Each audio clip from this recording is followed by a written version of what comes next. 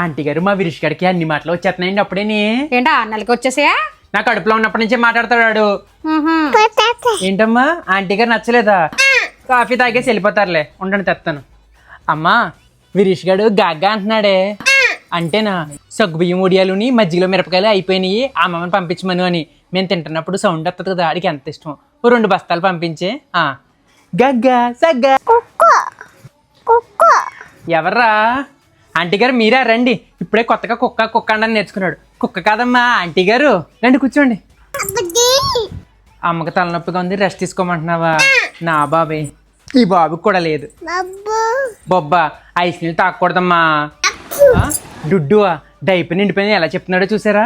కొంచెం డైపర్ నిండిపోయిన ఊరుకోరా. మీ బాబు ఏమో తినేస్తున్నాను అనుకుంటాడు డైపర్లు అయ్యానా పూతరేకలా. ఈ అమ్మ విరిషు నాన్న అమ్మని తిట్టాడు కాబట్టి అమ్మ చీపురు కట్టతో నాన్నకి రేవెట్టేయాలా?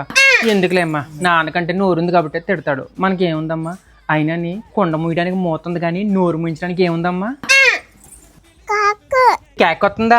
ఒరేడి కేక్ వస్తుందంట. నీ ముఖం చూస్తే తప్ప రావట్లేదంట. తీసుకెళ్ళి అయిపోయాక కడిగి తీసుకురా. అంత మాట్లాడే కన్న తల్లి నాకు తెలీదా? పిల్లలు ఏం మాట్లాడినా మాకే అర్థం అవుద్ది. ఫస్ట్ వెళ్ళు తీసుకురా.